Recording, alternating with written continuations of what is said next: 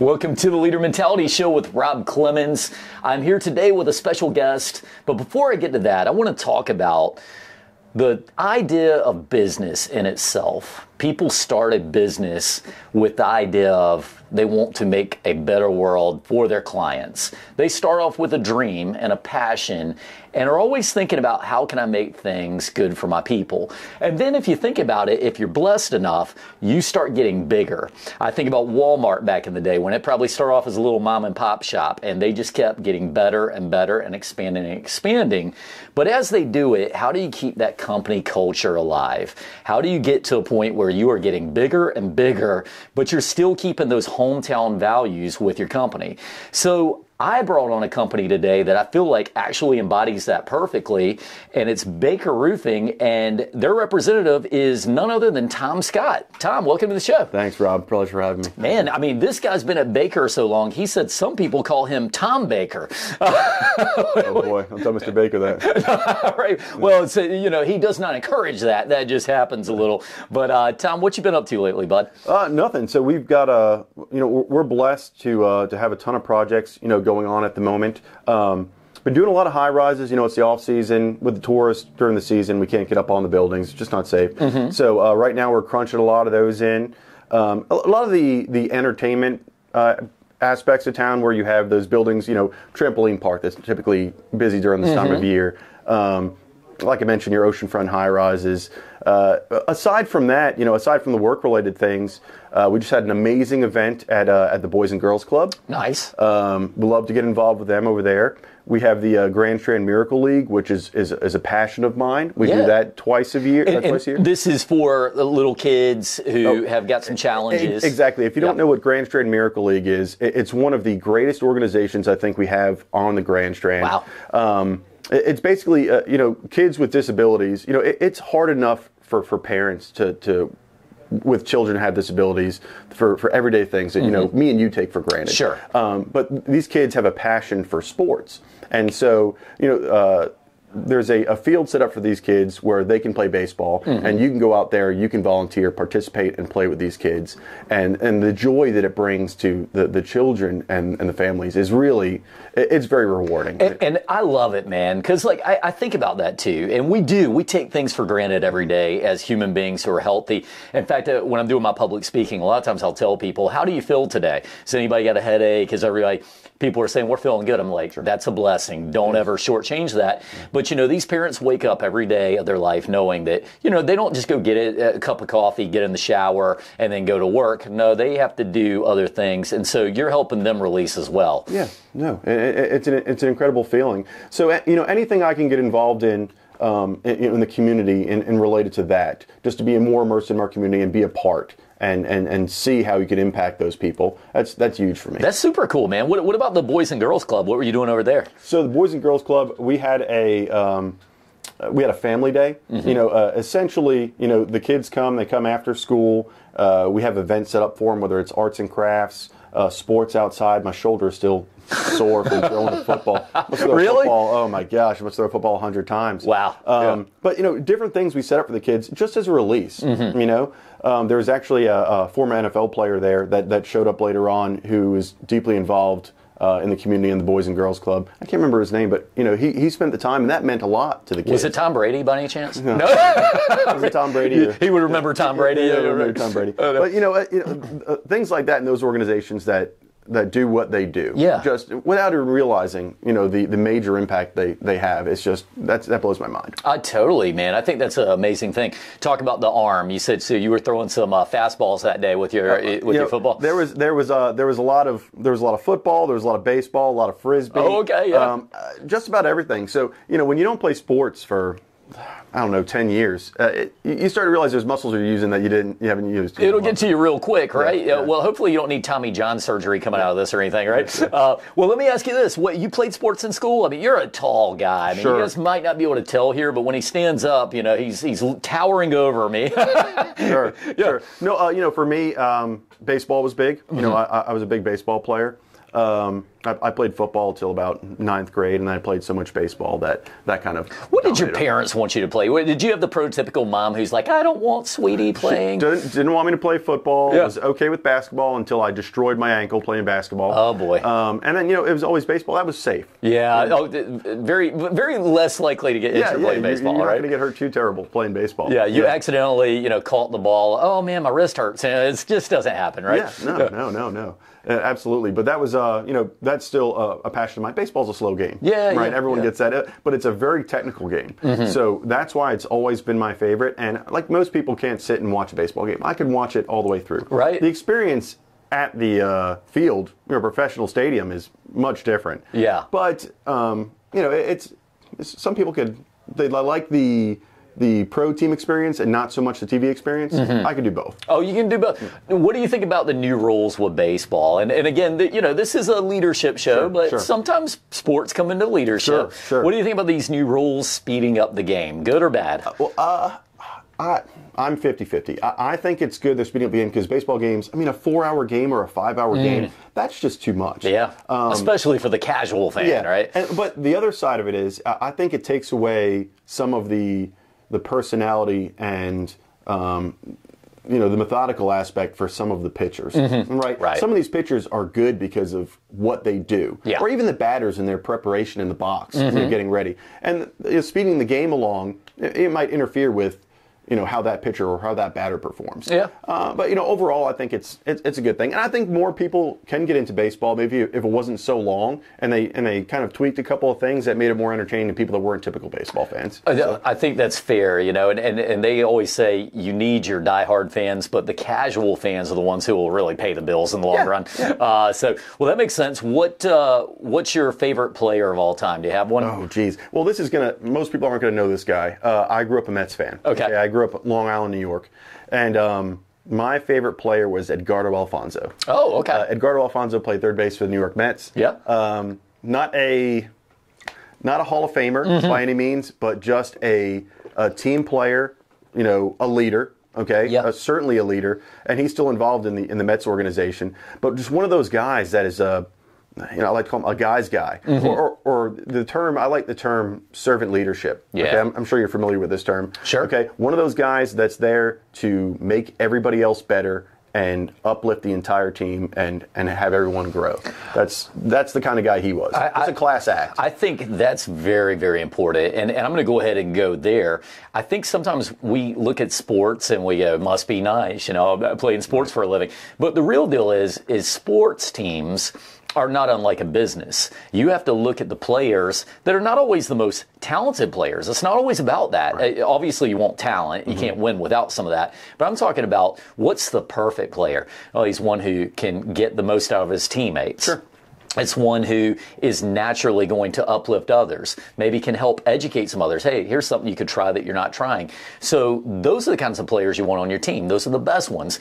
And how about filling up your team with those? How about filling up your organization with those? Yeah. All right, so that's cool stuff, man. Well, I was not expecting Alfonso to be the answer there. Alfonso. I was thinking you might throw me, like an old school Dwight Gooden or somebody like that. That's going back a minute, but I don't know so much. Maybe a leader on the field, but not so much off. Not so much. We don't. Everybody, Google. Just kidding. Don't do that. Yeah. Well, did you collect baseball cards or anything? Oh, I did. I have. It's funny. Me and my wife were going through the garage the other day, and I probably have 500 or 600 in a binder that I found, of just all my favorite players. Oh, man. Just front and back. And I was like, wow. I said, it's been so long. Yeah, I started reminiscing about it. I mean, the guys from back in the heyday, Mark McGuire and Sammy Sosa, Albert Pujols when he was younger, and Bartolo Colon when he, was 180 pounds. Yeah, right. That was near the end. He was like double that. Right, all those guys. So I found those. That's really funny you say that. But I collected a ton. That's cool stuff. Yeah, I remember when I was a little kid, I thought I was going to get. Well, it's a funny story. My story is a little bit unorthodox, and it's probably the course that a lot of people take. Right.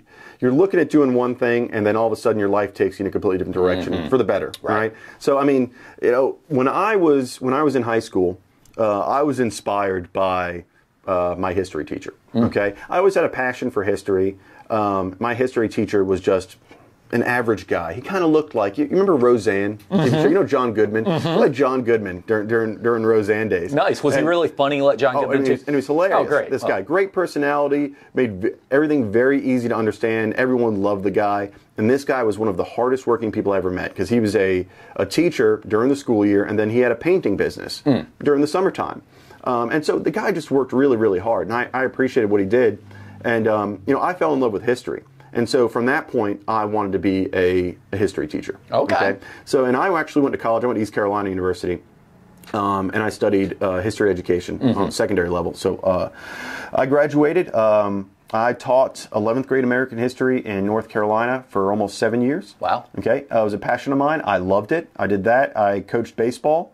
And it was one of those things where, unfortunately, in North Carolina, South Carolina, I don't think teachers are compensated, as much as they should be for what they do, because it's a very challenging job, but it's also very rewarding. It's very critical. I mean, we on one of our upcoming shows, we actually had the principal of a middle school here, and she was talking about just how much of themselves they put in to try and see these kids get ahead. So I get you. It's a lot. It's a lot, and for me, I was working 3 other jobs aside from teaching just to make ends meet.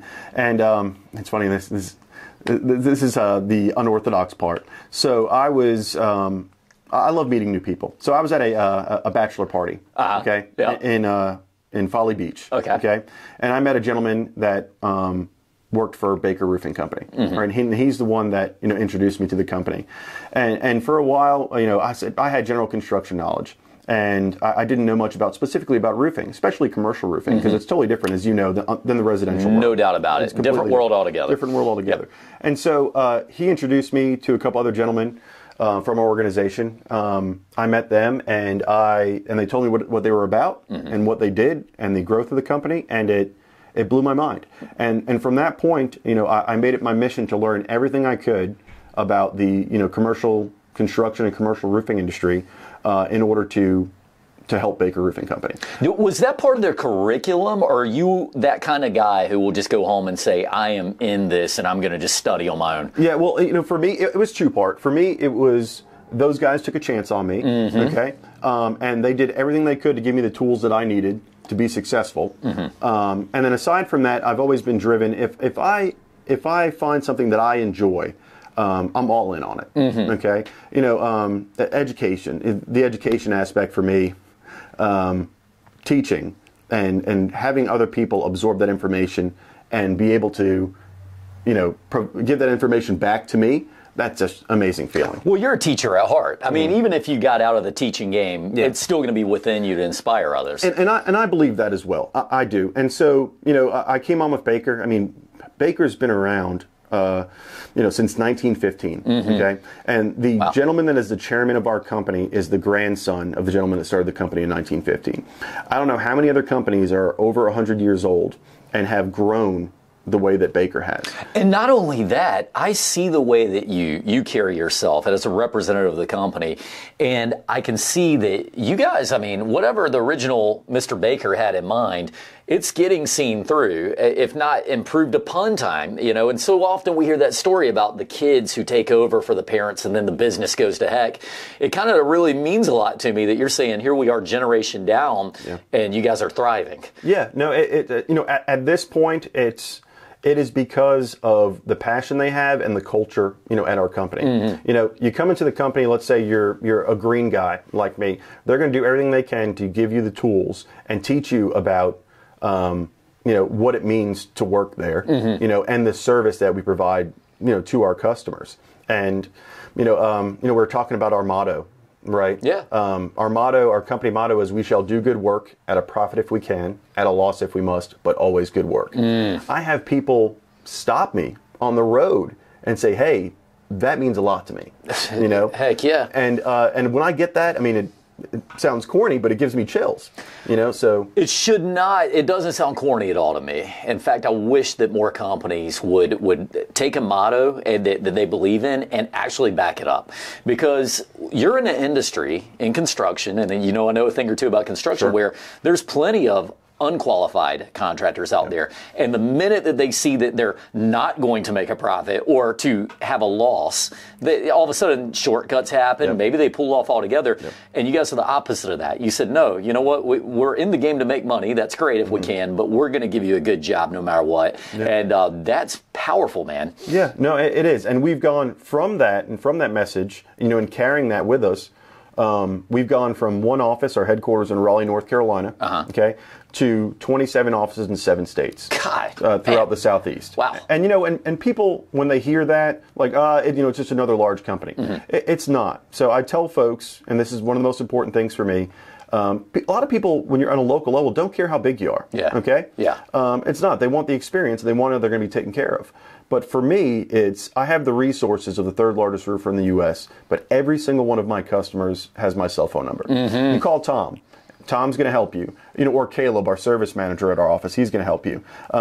We're there, and I'm going to be the guy that shows up, and then we're going to have our guys, our hourly employees, our service members go take care of your leak, get out of your way, and move on to the next one. Well, I think that's a big point of why I wanted to do this show, because we're talking about exactly that. We're in 2023, and almost this whole season, I'm tying things back to great customer service and the lack of or the creation of great customer service. And it starts with little things. You just said you guys have got a huge company, you got multiple locations, you're generations into this thing, and yet you still maintained the small company vibe. I hear from customers all the time, I like a small company. I like the fact I can talk to my guy. When do we get too big for great customer service? I think that the word service is the key point there, right? So many people are chasing the big buck, right? The re-roof. Okay, the new construction stuff. Our company, every single one of our offices starts as a service office. Okay, and now what I've seen in the industry is where we've been doing service for over 100 years and focused mainly on service.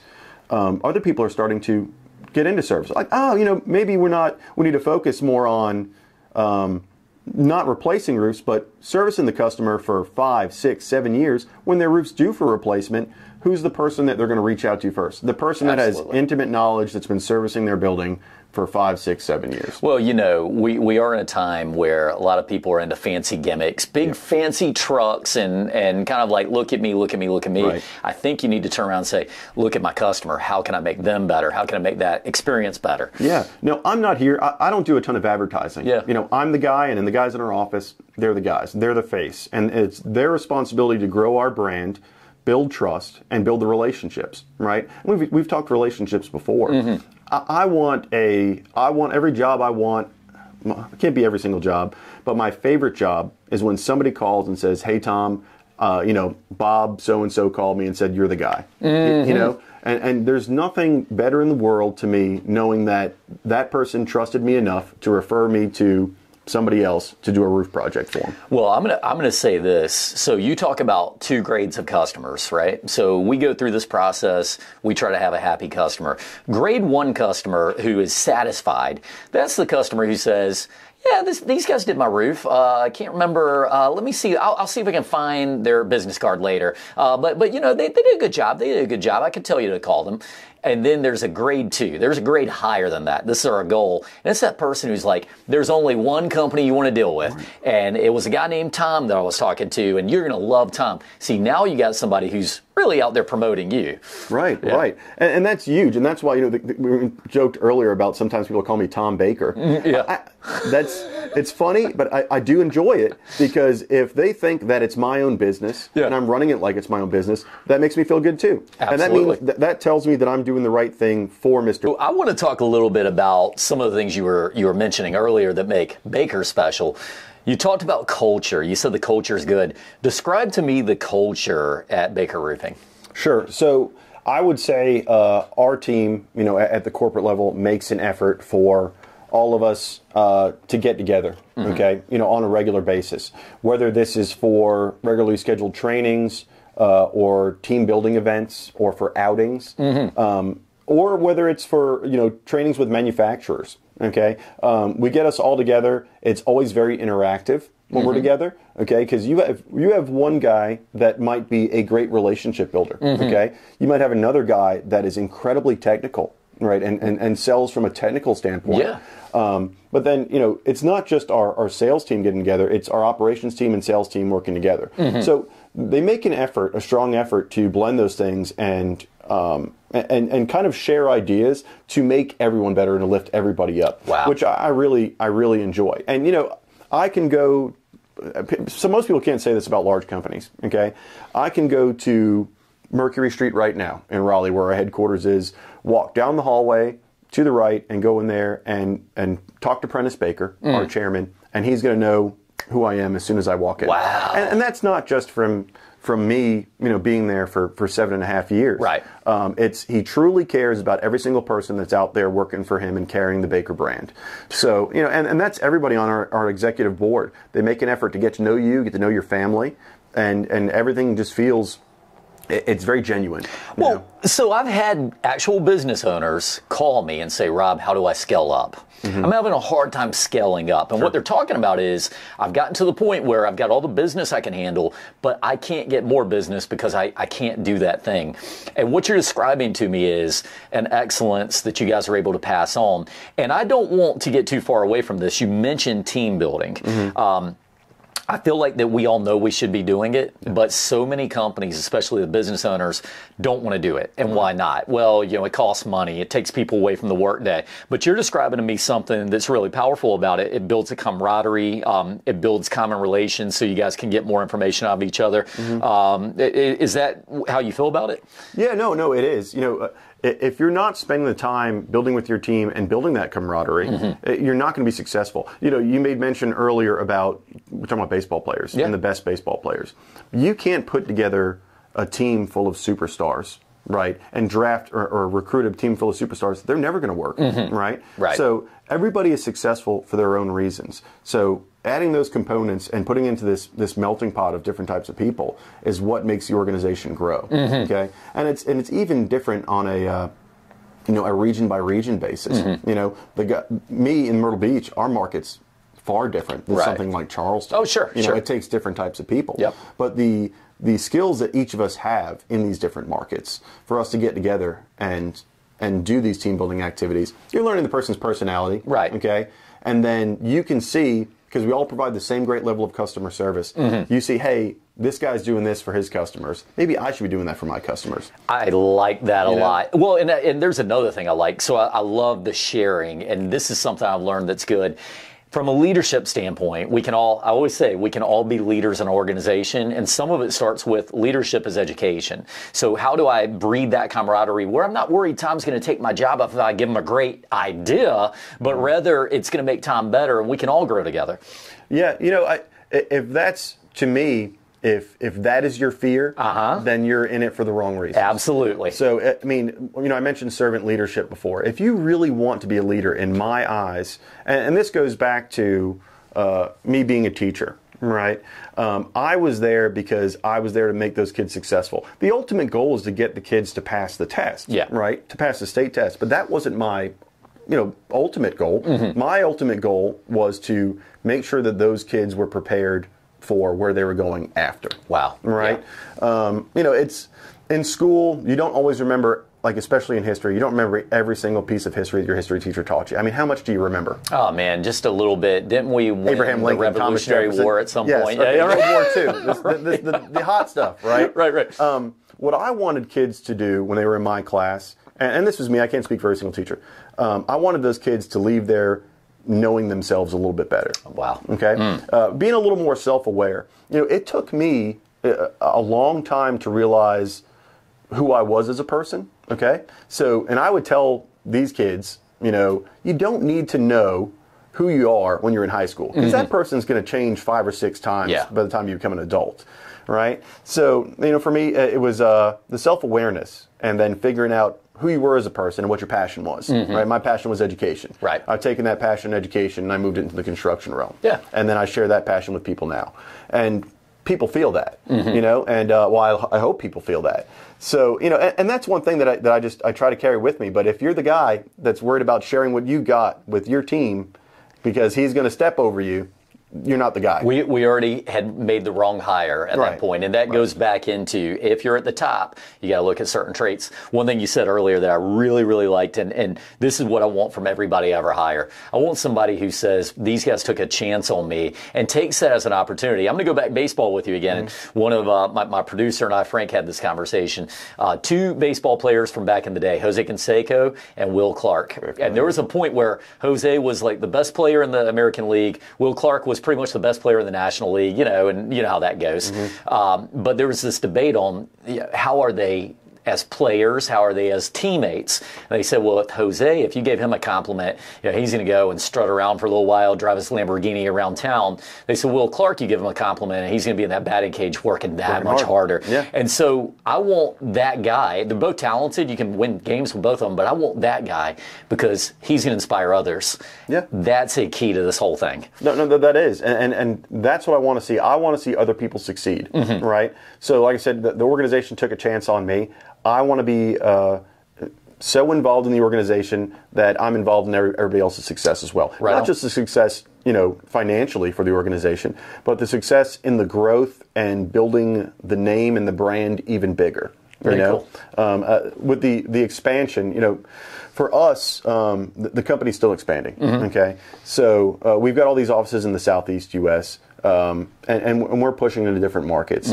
But when we push into those different markets, you have to have the right team set up to move into those markets. Okay, and it's not the hunter-killer mentality, typical sales guy stuff. Okay, it's you show up, you build relationships, you network, you make friends. Okay, and you build a level of trust. There's artificial trust, right, and then there's real trust, right. And the real trust is what you want, and you want I have customers, and this is me going off on a tangent a little bit, but I have customers of mine that started as customers, and they have become some of my best friends, here at the beach. Very cool. But there's that trust that was built, and it's not overnight, right? You can't expect to build trust in a week, 2 weeks, a month. It might be a year before someone says, hey, this guy really understands what we need. Well, it's like a science experiment. You start off with a hypothesis, hey, I think I want to work with this guy. And then over time, though, through the goods and the bads and the challenges and the triumphs, you start to realize what somebody's actually made of. Right. And so I totally agree with you. It's something that takes some time, but when you have it, boy, what a beautiful thing. Well, what you just said right there, the trials and the triumphs, right? Everything's going to ebb and flow. One thing our company prides herself on, I pride myself on, is not everything's perfect, right? Something is going to go wrong eventually. Yeah. And it's how you respond to what has gone wrong that sets you apart from everybody else. Most definitely. Like you said, there are plenty of roofers, there's plenty of contractors in the area. A lot of them will walk away, or something could devastate them, if something goes wrong. For us, it's if something goes wrong, it's us. Yeah. We're going to fix it. We're going to make it right because that's what it says, in our mission statement and our company motto, and that's what we promote. Yeah. So it's important. Very cool stuff. So when we answer that question, how do you scale up? How do you get better? You start off with the right people. You start off with a program. You share with each other. You educate each other. The thing that came to my mind, and again, my last sports analogy of the day here, but I was thinking about the New England Patriots when they were on their dynasty run, and the way that they were able to do it. They were always bringing in these players, and the players were always better when they were playing with the Patriots. But the way that happened is you had a great nucleus of people who wanted to get better as a group, and when you bring guys in, they would get better, and then they would pass it on to the next generation. So that's what you guys are trying to do at Baker Roofing, and what you are doing. So that's very cool. No, exactly. You have guys, in my position. I'm our re-roof manager, right? We have guys in my position, and then guys in our service manager's position that handle our leak calls, inspections, maintenance, etc. The leak guys. The guys that have been around at the organization as long as I have, and even longer than I have, when we're bringing in these new guys, it's our responsibility to teach them up, and teach them the right way, and teach them what the company is about and what they should expect to get back, for their efforts and doing things the right way. We can apply that in everything. Yes. From every single team you ever see in life. Just set expectations and give some tips. I love this. Well, we have a few minutes left, Tom, and so I want to just kind of hit you with a couple of quick ones. Sure. You a book reader? You got anything that you've read that you want to share? Yeah, so there's a book, and if you want to learn more, it's a fictional story. If you want to learn more about what it takes to build relationships and make connections that are meaningful, there was a book given to me by one of the guys at Baker called The Go-Giver. Okay. And it's a series of books. I think there's 3 books in it. I think it's written by a guy named Bob Berg. Okay. And essentially, it teaches you that you should not expect something from someone all the time. Okay. And it's more about giving and being that person that is the connector. Okay. Wow. Things are going to come back to you eventually. Okay. But you should never expect something. Right. Right. If you give, the universe will take care of you. Boy, I love that. And that's the whole premise, and that's why it struck me. Because I'm not a selfish person, and I'm not going to say I'm selfless, but because we all have needs. But in terms of that book, it just resonated. I love to connect people, and I know you do too. Oh, for sure. That's a huge thing. Well, so the thing that you're saying that I really, really love that you're internalizing, and I love the idea of that book, is that too often people are thinking, if I do this for that person, now they're going to owe me one. Don't do that. No. Because number one, it shows itself. But number two, that's not what makes life better. And if it comes back to you, it does tend to come back to you, but don't do it for that reason. Right. Yeah. So, well, cool stuff. What about this? And I'm putting you on the spot on this one. So you're a history teacher from back in the day. Sure. Give me one of the... It doesn't have to be the number one. Just give me a great historical leader that you could share with us and why. I would say, historical leader. And this could be interpreted in many different ways because some people might think he's a bad guy too. So, Rockefeller. Oh, okay. All right. If we're talking business solely, okay, not the civic aspect or societal, but and he had an impact on society as well, obviously. But in terms of just the growth, and I know a lot of it was cutthroat back then, right? And a lot different than what we're talking about today. Trust me, I'm not. For sure. This guy's not my idol. Well, and he was in at a time where we didn't really have that many labor laws and stuff. So, but I mean, your Industrial Revolution and everything. That part of history, obviously, everyone loves World War II and the war aspect, right? Yeah. That's very interesting because of the action. But the Industrial Revolution and what the United States went through, and guys like Carnegie and Rockefeller, and the growth and the impact they had on the world, not just the U.S. And industry, and the amount of revenue that they generated. I used to tell the kids, we get to that part of history, I'm like, okay, think about Bill Gates, okay, or think about Elon Musk, and you take the money that John D. Rockefeller made, and you convert it. And they're like, Mr. Scott, I'll never spend that money my time. I said, no, you probably would not. I mean, you could work, your full-time job would be try to spend money if you're just trying to spend it all. Exactly. And you couldn't do it. Yeah. You probably couldn't do it. And of course, the kid's like, oh, I could do it. I'm like, no, you're not going to be able to do it. Right. So, but no, I think that's a very interesting part of history to me. And then, you go back a little bit further, and I hate talking politics, but your political party systems, okay, and their development, and then their shift and their transitions, and the changes took place. Elections, what's really interesting, history repeats itself. Yeah. Right?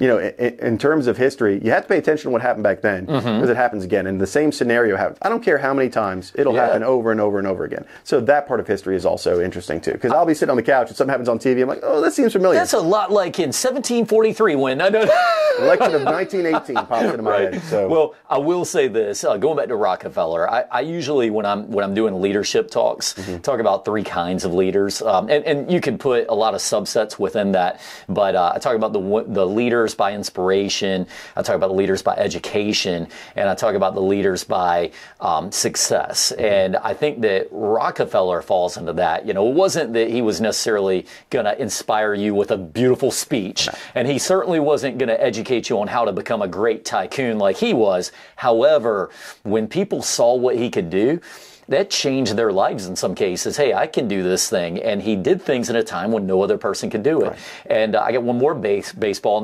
reference here, but Babe Ruth. Right. You know, back when Babe Ruth was hitting 60 home runs, guys didn't hit 30 home runs. Right. So sometimes it's just being in that forefront, showing people what can be done. Yeah. So that's good stuff. Excellent, yeah. Hey, I got a book for you. Check this one out. It's called Presidential Courage at some point. And the beautiful thing about Presidential Courage is as you read through this, you've got Washington, you have Lincoln, you have a lot of guys, you have Kennedy, and they talk about the trials and tribulations these guys went through and their rise to the top and things they dealt with. And sometimes when I'm talking to groups, I'll say, who was the greatest president of all time? And people say things like George Washington. Right. I'll say, did you know near the end, there were a lot of people who want George Washington out. Right. But we don't think about that. So when you're going through that tough time and you're feeling like the world's on my shoulders and maybe everything's not going right, keep persevering. Yeah. You can inspire others. Yes. So very cool stuff. Well, Tom, this has been a great show, man. Awesome. You're a great representative of Baker Roofing. I think everybody needs to check you guys out. How do they find Baker Roofing online? So www.bakerroofing.com. Mm-hmm. You can go on the website and it'll tell you all the services we lay out, our locations of our different offices, and you'll actually be a short video of each our general managers for those offices. Very nice. And a great little video to see who the leaders are.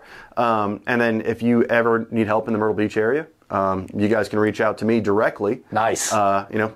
My cell phone number is 843-340-8364. Nice. Call me. I mean it. No, hey, it's a huge company with a small town feel, and I really love that. Well, hey, well done today. Appreciate the insight. Thank you. Absolutely. And for those of you listening, make sure to check out our leaders list. These are leading companies throughout the area. And also thank you to our other sponsors, Carolina-based Real Estate and Construction and Panda Flooring. And we will see you guys all next time on the Leader Mentality Show with Rob Clemens.